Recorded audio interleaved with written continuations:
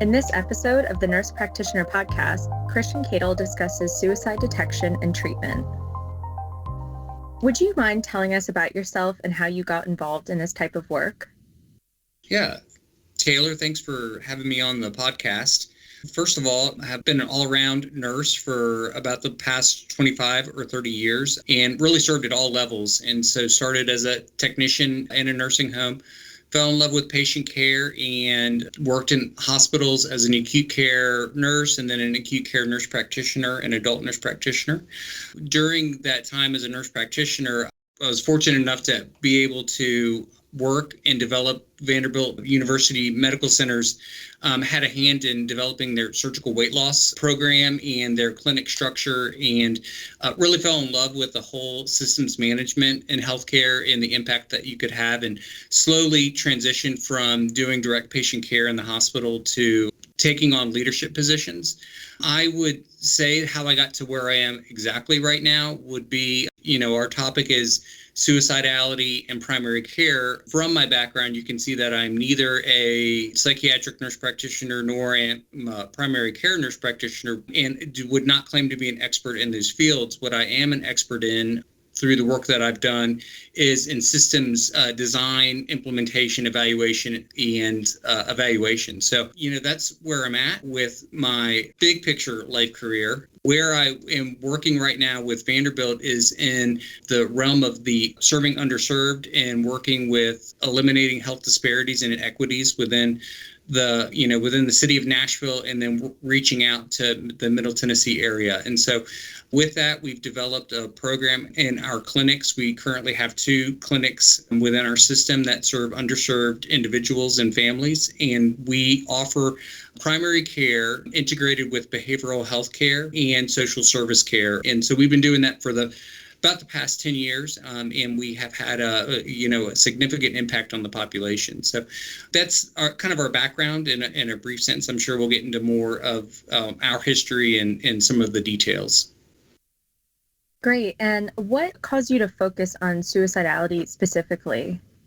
So back in our history, so our clinic system that we started to primarily focus on primary care, doing preventative care, doing, the preventative maintenance for populations and your general primary care, what you would specifically think of as traditional primary care practice. We found that particularly working with the underserved, we were being asked to help with the treatment of both social service issues. So we quickly learned that we needed some social service help from licensed medical social workers.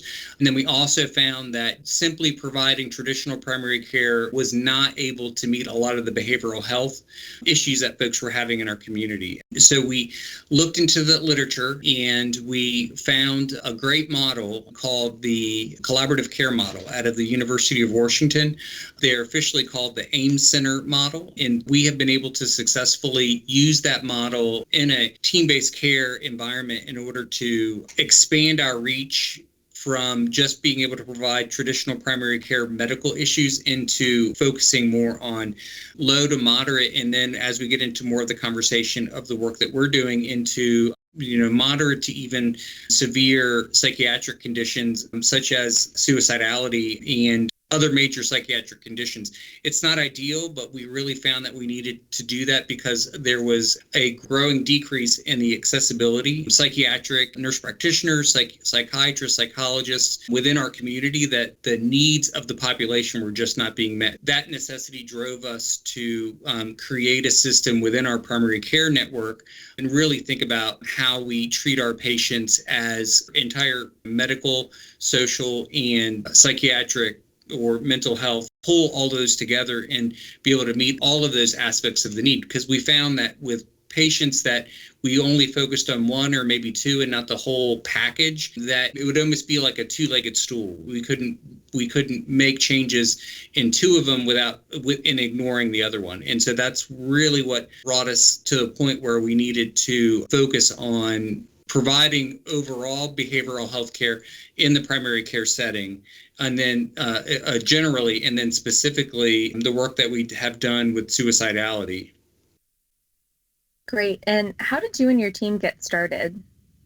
So the first thing that we did, we noticed a problem. And so again, going back to that 10,000 foot view, we knew that we weren't adequately meeting the needs of the population through our own system. And so again, we went to that literature and we collaborated with the folks at the AIM Center and we looked at best practices. And so one of the aspects of the AIM Center model is an aggressive screening for patients for mental health disorders, and it focuses in on a treat to target so that you're using validated tools that are able to provide the provider and the patient's able to express in a somewhat objective way their overall mental health. So we had implemented the traditional and what is standard of care now and implemented depression screening and anxiety screening within our practice. But then we found that when we added depression and anxiety, we were getting a higher number of patients that were screening that they were needing help. And so based on that needs assessment, we implemented a universal screening for depression, anxiety, substance use disorder, trauma, so psychological trauma like PTSD, and suicidality into our screening. And we didn't make the algorithm to be, if it's depression, we'll ask the depression screener. And if they seem depressed, then we'll ask about suicidality. We'd had a specific question where we were very upfront with the patient that we were going to be asking these questions at each visit, no matter if it was a behavioral health visit, a social service visit, or a traditional psychiatric visit or primary care visit.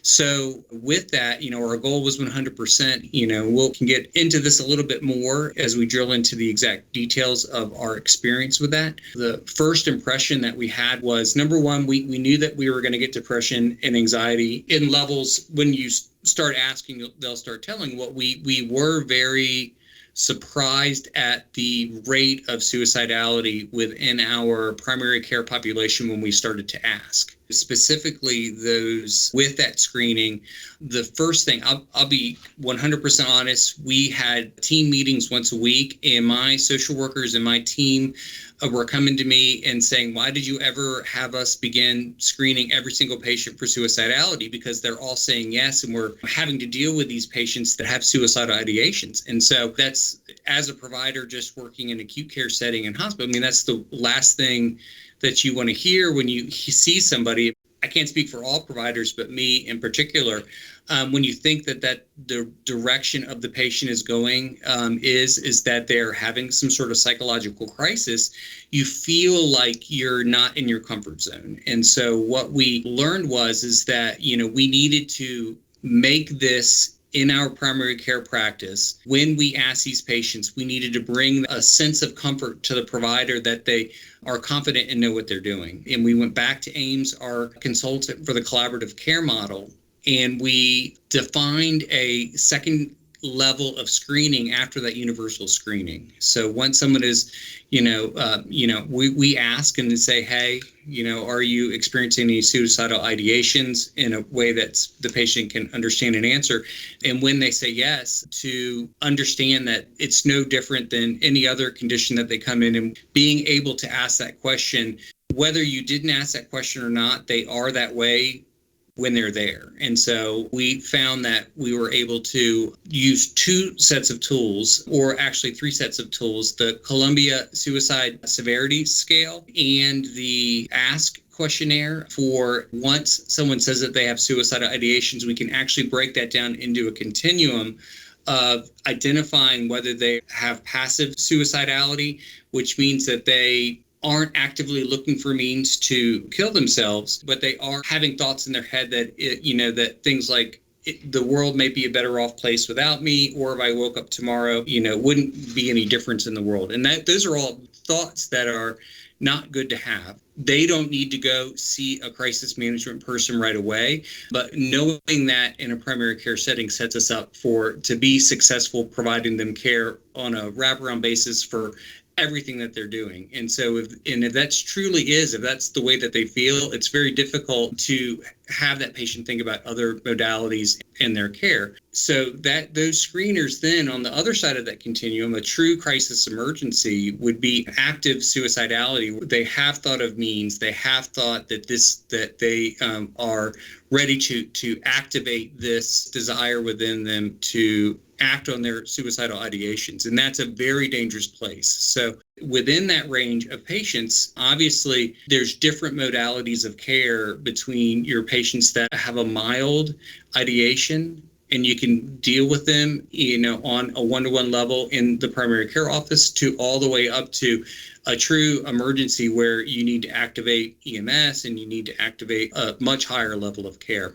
And so that was that first couple of weeks that we started screening for suicidality. It was difficult in our world of care in our provider teams to be able to differentiate between those two. And so, again, if there's one thing that we always do is go back to that literature, and we found a tool called the SAFE-D tool. What it does is it takes that severity scale, whether it's the Columbia Suicide Severity Index or whatever suicide, whoever, lets you know where they are in this continuum. It gives you basically treatment options and treatment plan that you can do with that patient. Basically, I'm very comfortable with having providers have algorithms and things that they can follow, almost like a checklist for when things happen. And that really helped our providers in the interim.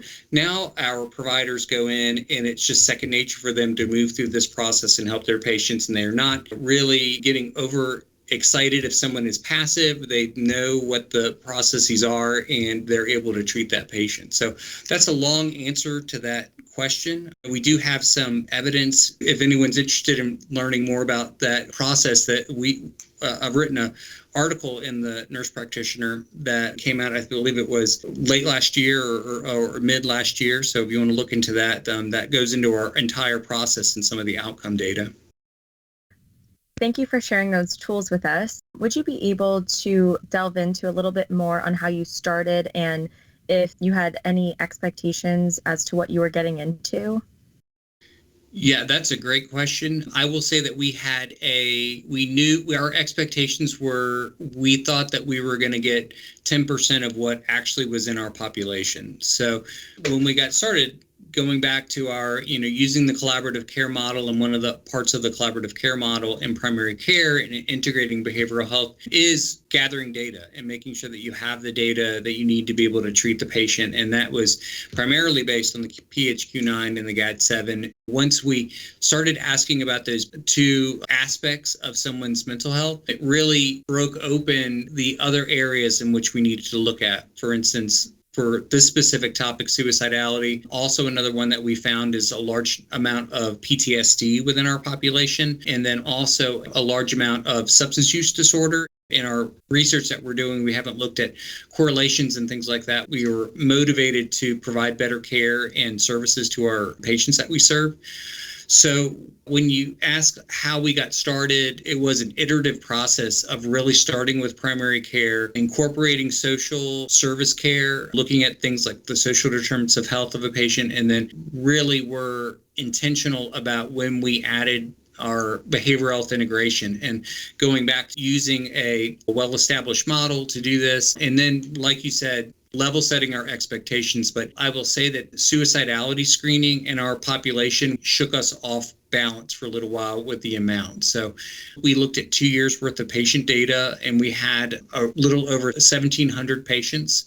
Of those 1,700 patients that were all universally screened for suicidality, 8% of those patients had suicidality at the time of their visit. And so to me, that's significant. That's almost 1 in 10 patients that are coming into the office at any given day. And if you think that you're possibly seeing 10 to 20 to 30 patients a day, that 8% can really add up. Also, shocking news is these weren't just patients that we had identified psychiatric conditions, or they were being seen primarily for a mental health, anxiety, mood, or pain, any of your kind of psychological psychiatric visit types. These were patients coming in for physicals, and they were coming in for their sick visits. They're coming in for their well women physicals. They were coming in for just all kinds. And it was really broken down. It was of the 8% of the patients that were screened out of that 1,700, 2/3 of them were there for strictly primary care conditions, and the other 1/3 were there for more traditional psychiatric conditions. And so it really exposed to us how important this universal screening was and what an important role primary care could have in helping mitigate a lot of the problems that we're seeing in the lack of access to mental health care within the Nashville area for us where we are, but it is really a national issue of, number one, a national issue of that suicide rates in the U.S. have been climbing for 10 years. And then mental health morbidities have been increasing in the last 10 years. And this is even before COVID. And then if you combine that with that we're just not able to produce enough psychiatric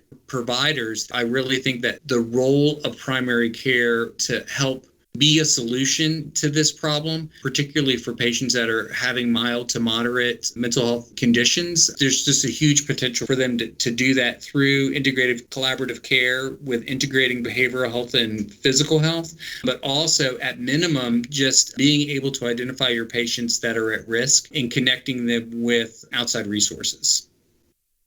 And how did implementation screening go once you began, and how are things going now? So like I said, the screening was a shock to us. On a daily basis, we were having that 10%, 8 to 10% amount of patients. I mean, it was at least 1-2 a day that were patients that were reporting us that they had suicidal thoughts. The benefit of us having that established pattern of being able to identify where that patient was on the continuum was pivotal for us. And so we were able to create a system, a post, really out of necessity. At the end of the day, we would have loved to be able to just refer these patients that were having mental health, subacute or sub-crisis and even crisis level. There was barely enough resources within the community to handle the people that were acutely suicidal. When we started screening, we really found that we developed comfort through our standardized processes and our providers' comfort level that we were able to successfully develop a system of care within our practice that we would be able to provide that patient with what they needed without having to refer or immediately having to refer. So for instance, for people who were experiencing passive suicidality, mild passive suicidality based on these scales, we were able to create a plan for them. We were able to assess, their support networks. We were able to assess whether they had means for suicidality. And both of these are two aspects of suicidality that we look for. So there's positive factors in these patients that we are looking for to be a deterrent for someone, or a strength that they have that would deter them from progressing down the continuum towards suicidality. One would be a strong social network, one, pets, or strong religious beliefs about not killing oneself is a very strong protective factor. Then you have on the other side, you've got negative factors, or what we would call risk factors. And those risk factors might include having access to guns, having a low social support network, divorce, or losing a job, or something like that. So you can take that on an individual level and, look at those risk factors and figure out where they fall on that continuum and make a treatment plan for them based on mitigating those risk factors and strengthening those and increasing those protective factors. We found that when we could categorize folks and help them at that level of treating in a mild to moderate situation, we were not needing to refer, people got better managing them on this lower level of care without having to escalate them to higher levels of care, which we normally would want to,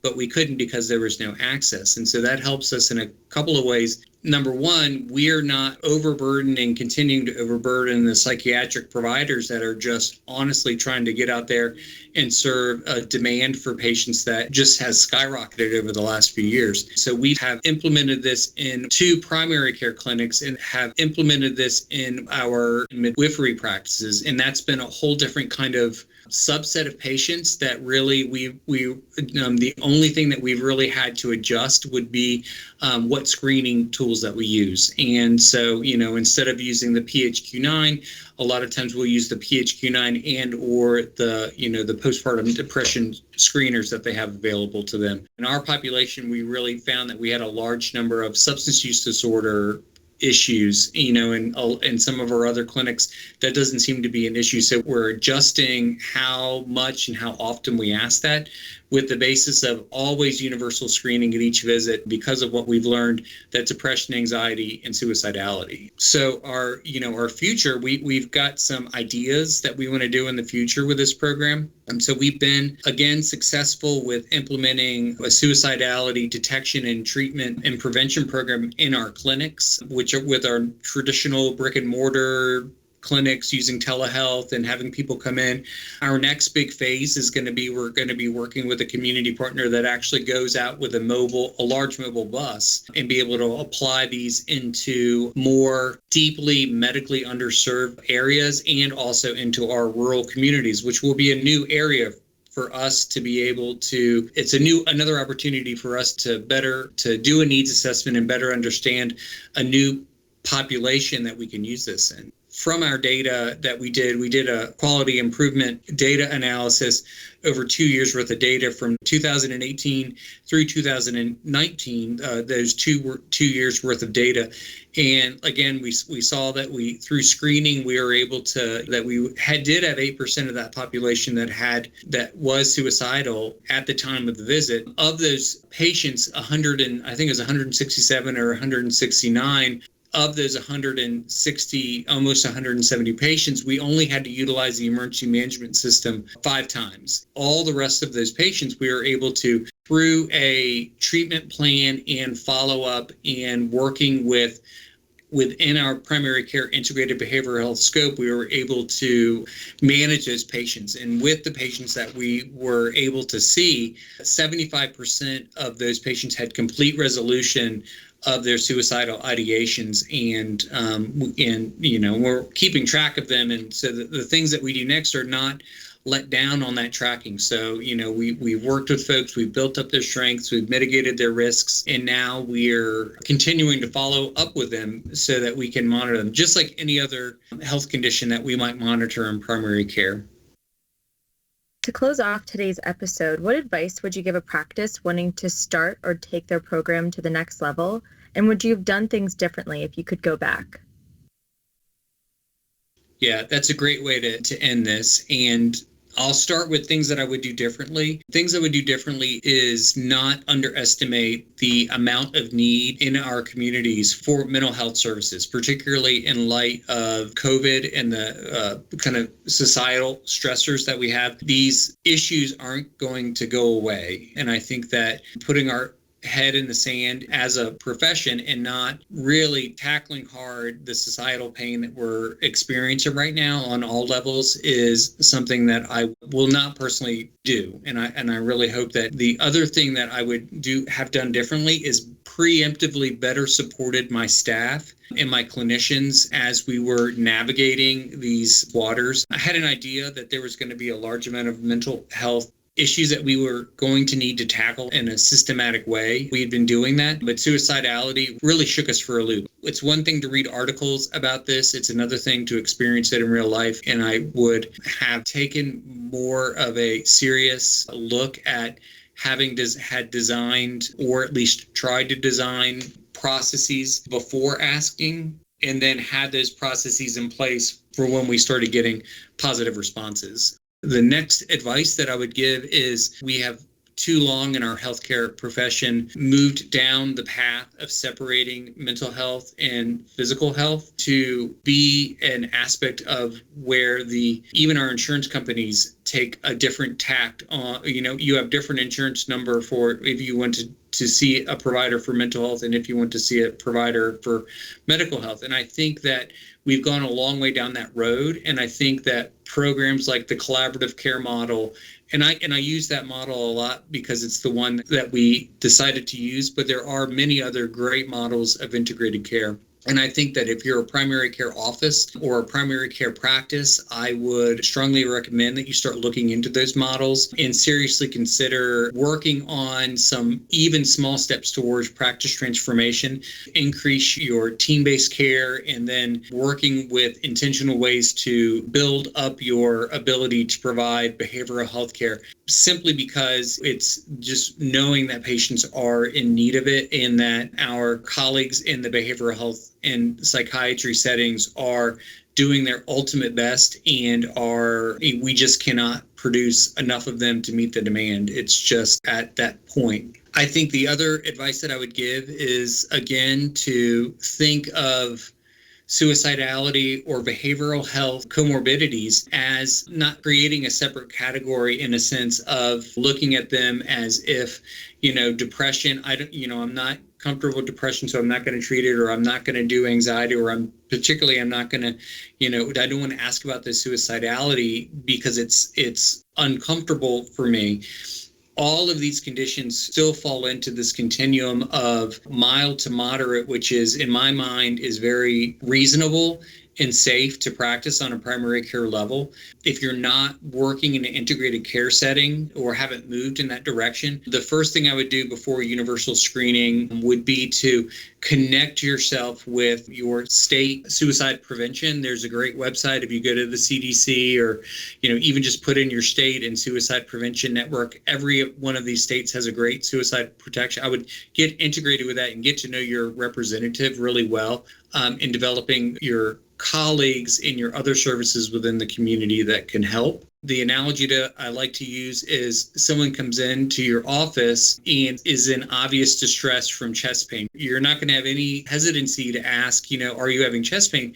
And if they're having severe chest pain, you're not going to hesitate in calling 911 or admitting them into the hospital or getting them worked up for a heart attack. And that is a crisis situation. There's all kinds of things we do in primary care to prevent that. So we monitor blood pressure at each visit and make sure that that looks good. We monitor their blood glucose or their A1Cs if they're diabetic, or in yearly screening to make sure that we're covering those risk factors. We give them advice on living healthier lifestyles and building up their capacity for those positive factors. I just wouldn't create this separation in your mind between the mental health and the physical health in that regard. So I think that would be what I would want people to leave with. I think the last thing, and if people, I'm going to say this last because I want people to remember this, are that nurses and primary care are really the first line of defense for anything in healthcare.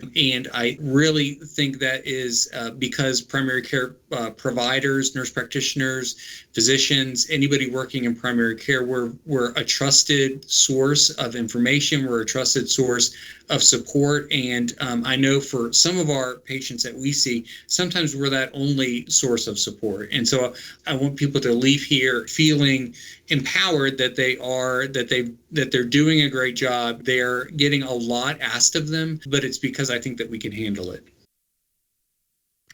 Great. Thank you for joining us today, and thank you everyone for listening. You can find Vanderbilt Health and Vanderbilt Nursing on Facebook. You can also find the Nurse Practitioner Journal on Instagram, Twitter, and LinkedIn. This podcast does not constitute medical advice and should not be taken as such, and does not replace professional judgment or advice. The ideas and viewpoints expressed in this podcast do not reflect the official position of the speakers, authors, affiliated organizations, the Nurse Practitioner Journal, or Walter Schooler.